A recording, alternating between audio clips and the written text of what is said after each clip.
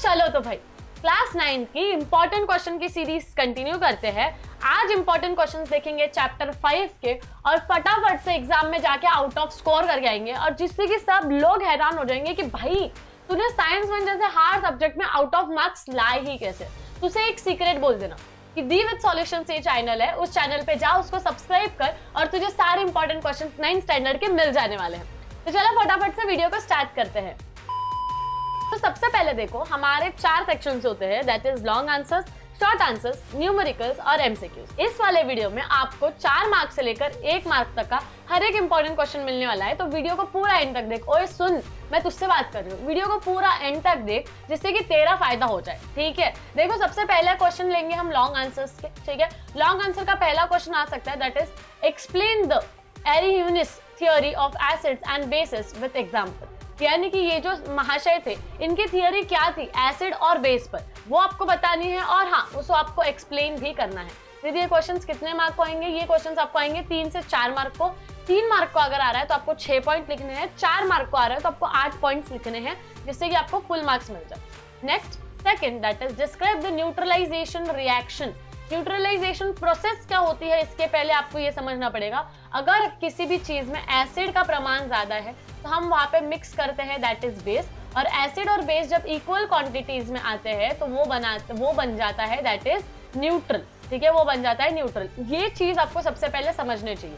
उसके बाद आपको क्या करना है, डिस्क्राइब द न्यूट्रलाइजेशन रिएक्शन, यानी कि न्यूट्रलाइजेशन रिएक्शन को आपको डिस्क्राइब करना है, उसका एक केमिकल इक्वेशन देना है और उसका प्रैक्टिकल एप्लीकेशन एक्सप्लेन करना है। प्रैक्टिकल एप्लीकेशन यानी कि क्या हम बोल सकते हैं कि जब ह्यूमन बॉडी में एसिडिटी ज्यादा हो जाती है, यानी कि एसिड का प्रमाण बढ़ जाता है, तो हम बेस लेते हैं। बेस यानी कि हम लेंगे सोडा, ठीक है, हम लेंगे इनो वगैरह लेते हैं तो एसिडिटी बैठ जाती है। क्यों? क्योंकि एसिड और बेस वो आ जाते हैं इक्वल प्रमाण में। ये चीजें आप दे सकते हो। या सॉल्ट कैसे बनता है, जब एसिड और बेस एक प्रमाण में आते हैं तब बनता है सॉल्ट, दैट इज NaCl। ये भी आप एग्जाम्पल दे सकते हो, that is real life example, okay. उसके बाद हम बढ़ते हैं दैट इज शॉर्ट आंसर्स पे। ये आपको आएंगे 2 से 3 मार्क्स के लिए। ये चीज याद रखना। पहली चीज, डिफाइन पीएच। पीएच क्या होता है and describe pH scale from 0 to 14 with examples of acidic, neutral and base. ठीक है, आपको पहले तो बताना है कि पीएच क्या होता है। Power of hydrogen, power of hydrogen scale आपको डिस्क्राइब करनी है कि 0 से 7 तक एसिड रहता है, बेस रहता है, फिर 7 पे क्या रहता है, न्यूट्रल, फिर 8 से वापस 14 तक बेस रहता है या एसिड रहता है, ये आपको बताना है, ठीक है। और एक एक एग्जांपल्स आपको देने हैं एसिड के, बेसिक के और न्यूट्रल के। उसके बाद question number 4, that is what is water of crystallisation. Crystallisation का पानी, वाटर ऑफ क्रिस्टलाइजेशन क्या है, और उसके 2 एग्जांपल्स आपको देने हैं, ठीक है। ये वीडियोस मैं बहुत ही शॉर्ट एंड सिंपल रखूंगी, 4 से 5 मिनट के वीडियोस रहेंगे बस। 4 से 5 मिनट में आपको सारे इंपॉर्टेंट क्वेश्चंस मिल जाएंगे, जिससे कि आपका विदाउट टाइम वेस्ट फायदा हो जाए। पर आपको क्या करना है यार, फटाफट से नीचे कमेंट में जाना है और चैप्टर 6 के लिए कमेंट करना है कि भाई दीदी चैप्टर 6 के जब 50 से प्लस कमेंट्स हो जाएंगे तब आपको नया वीडियो मिल जाएगा। और हाँ, चैनल पे नहीं होंगे तो सब्सक्राइब भी करके रखोगे। और अभी तक अगर चैप्टर 1 से लेकर चैप्टर 4 तक के इंपॉर्टेंट क्वेश्चंस नहीं देखे होंगे तो आपसे बड़ा बुद्धू कोई नहीं, जल्दी जाना और वो देख लेना। क्वेश्चन नंबर 5, व्हाट इज एमोफेरिक, ठीक है, ऑक्साइड। एमोफेरिक ऑक्साइड क्या है, गिव 2 एग्जांपल्स। आपको एग्जांपल देने हैं। एग्जांपल क्या है उसके, दैट इज ZnO, Al2O3। उसके बाद हम न्यूमेरिकल्स की बात करते हैं, जो कि एक्टिविटी बेस्ड भी हो सकता है और प्रॉपरली न्यूमेरिकल भी हो सकता है, ठीक है।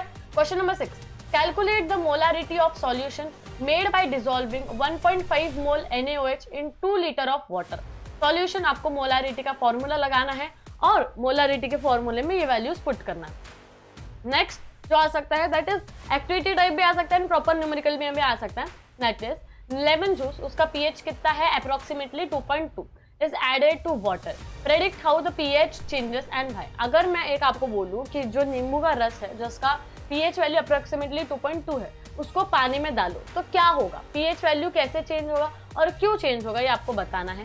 Explain with the hydrogen ion concentration concept. अगर आप इस कंसेप्ट से एक्सप्लेन कर रहे हो तो आपको फुल मार्क्स मिल जाएंगे, ठीक है। आई होप आपको long answers, short answers and numericals अच्छे से क्लियर हो गए होंगे। फटाफट से टेक्स्ट बुक में टिक करो। अदरवाइज मेरा इंस्टाग्राम अकाउंट है, दैट इज @whatever_Juhi।